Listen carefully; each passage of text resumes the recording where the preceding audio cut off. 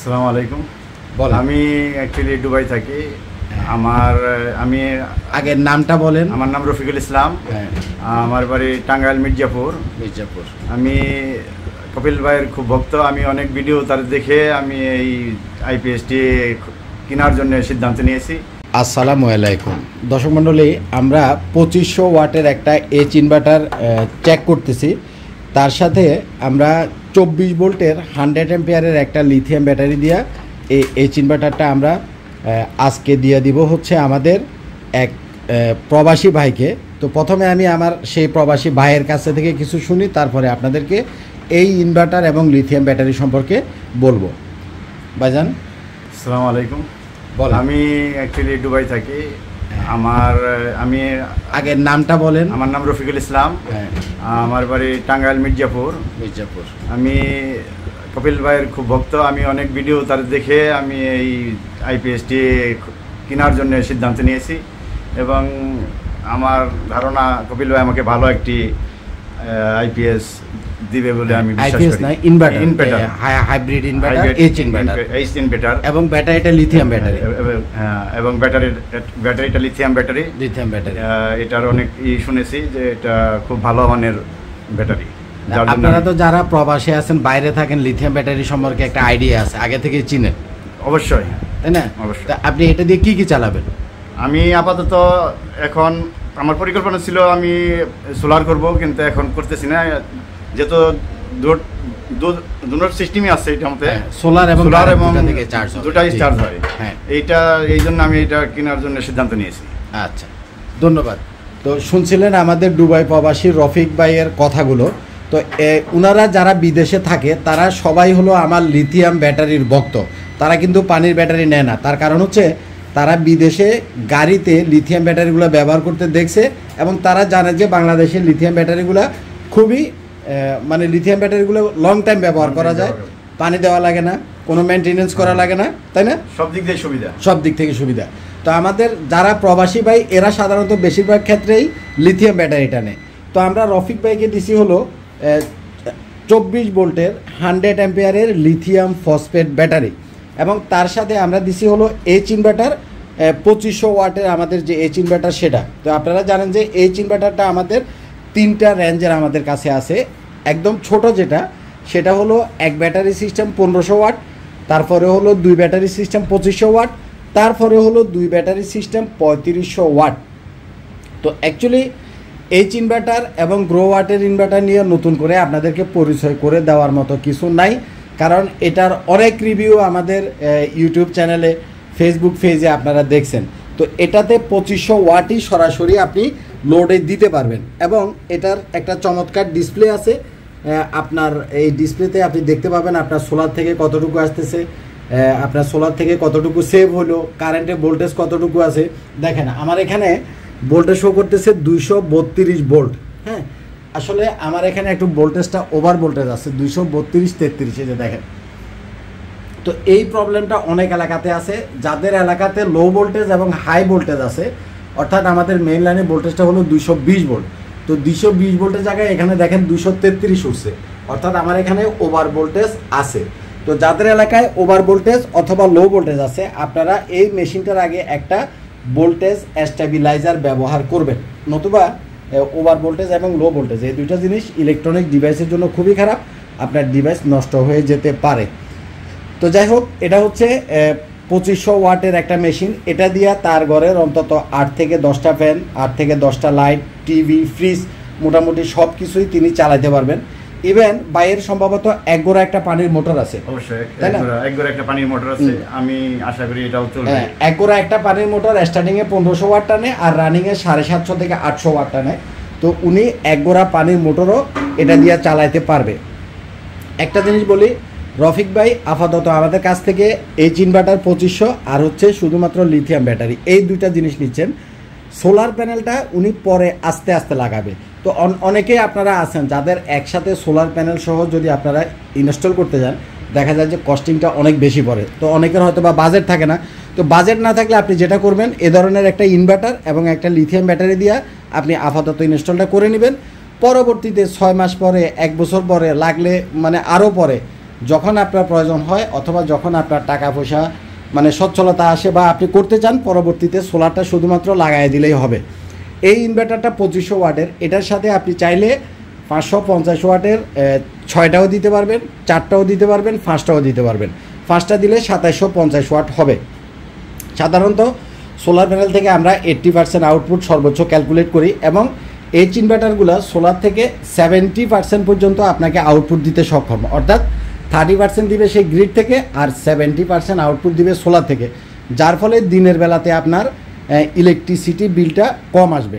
যেহেতু 70% সোলার থেকে আউটপুট দিবে, ওনার তো অবশ্য লোড কম আছে, ওনার পুরাটাই মোটামুটি সেভ হবে যদি উনি সোলার প্যানেল লাগায়, কারণ ওনার কয়টা লাইট ফ্যানটাই বেসিক্যালি চলবে, আর পানির মোটর না হয় আধা ঘন্টা 1 ঘন্টায় চললো, সেটা মানে সব সময় চলবে না। তো যার জন্য এখানে যদি 2200 ওয়াটের সোলার প্যানেল দেয় তাতেও চলবে, যদি 550-এর 5টা সোলার প্যানেল দেয় অর্থাৎ 2750 ওয়াটের সোলার প্যানেল দেয় তাতেও কিন্তু খুব সুন্দরভাবে চালাইতে পারবে। এখন হচ্ছে ব্যাকআপের হিসাব, যে কতক্ষণ টাইমে ব্যাকআপ পাবে। একটা জিনিস আমি আপনাদেরকে প্রায় সময় ভিডিওতে বলি, সেটা হচ্ছে এই যে পানির ব্যাটারি বা টিউবুলার ব্যাটারি 200 অ্যাম্পিয়ারের, আমরা যদি এই মেশিনের সাথে টিউবুলার ব্যাটারি দিতাম তাহলে আমরা 200 অ্যাম্পিয়ারের 2টা ব্যাটারি দিতাম, অর্থাৎ 2টা ব্যাটারি দিয়ে 24 ভোল্ট করে তারপরে আমরা কানেক্ট করতাম। আর আমরা এখানে লিথিয়াম ব্যাটারি একটাই দিছি হলো 24 ভোল্টের।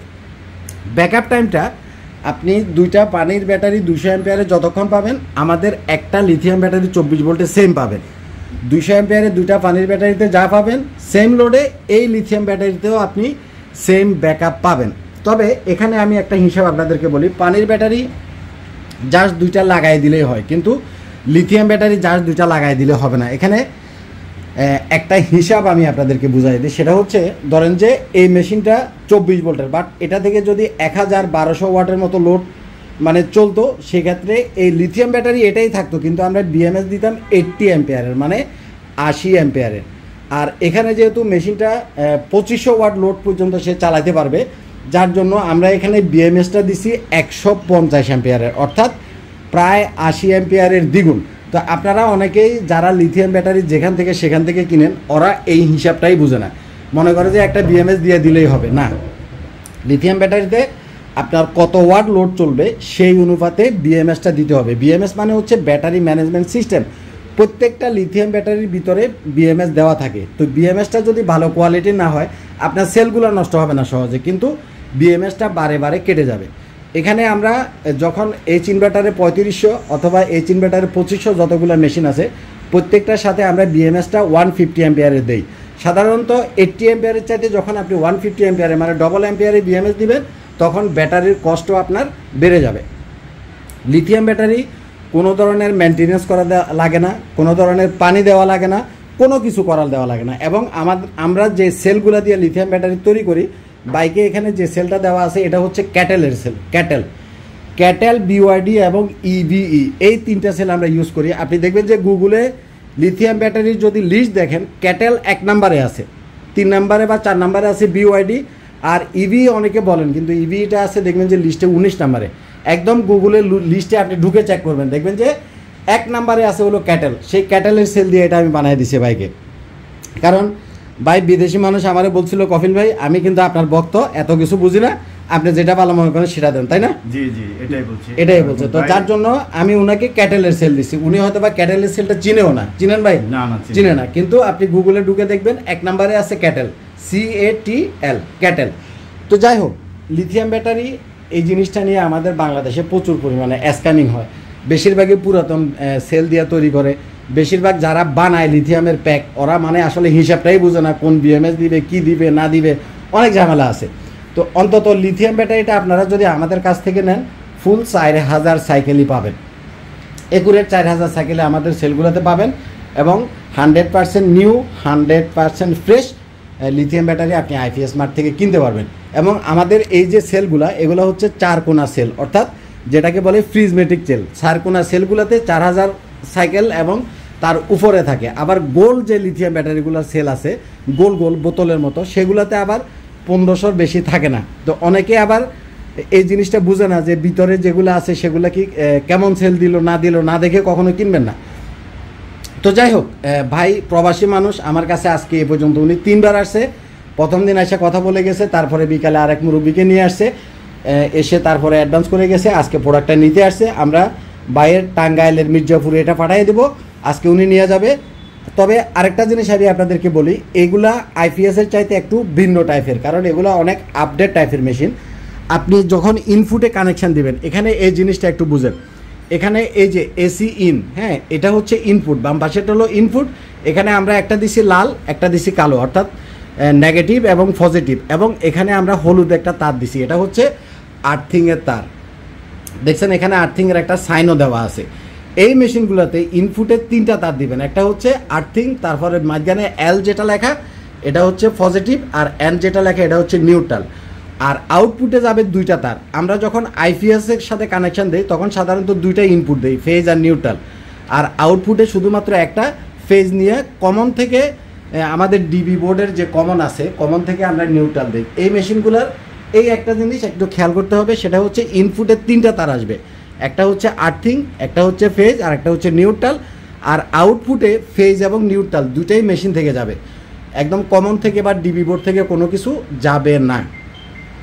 অনেকের বাড়িতে আর্থিং করা নাই, আর্থিং যদি না করা থাকে আপনি একটা রডকে মাটিতে গাইরা ওটার সাথে একটা কেবল লাগাই দিলে আর্থিংটা হয়ে যাবে। আপনি যদি আর্থিংয়ের কানেকশানটা না দেন, সেক্ষেত্রে বডিতে টাচ করলে বা টেস্টার ধরলে দেখবেন যে মানে জ্বলতেছে, মানে বডিতে শর্ট করবে। সুতরাং এই মেশিনগুলোতে অবশ্যই আর্থিংয়ের কানেকশান দিবেন। এখানে আমার আর্থিং দেওয়া আছে, আমি বডি টাচ করলে কোনো সমস্যা নাই, এটা সমস্যা না, মানে এটা হলো সিস্টেম। ইনপুটে 3টা তার আর আউটপুটে ফেজ নিউট্রাল 2টা তার। আর ব্যাটারির পজিটিভ এবং নেগেটিভ এটা তো এখানে আছেই, দেখতে পাচ্ছেন। আর সোলারের যে কানেকশানটা সেটা পজিটিভ এবং নেগেটিভটা এখানে কানেক্টেড হবে, সোলার থেকে 2টা তার এসে এখানে ঢুকে যাবে।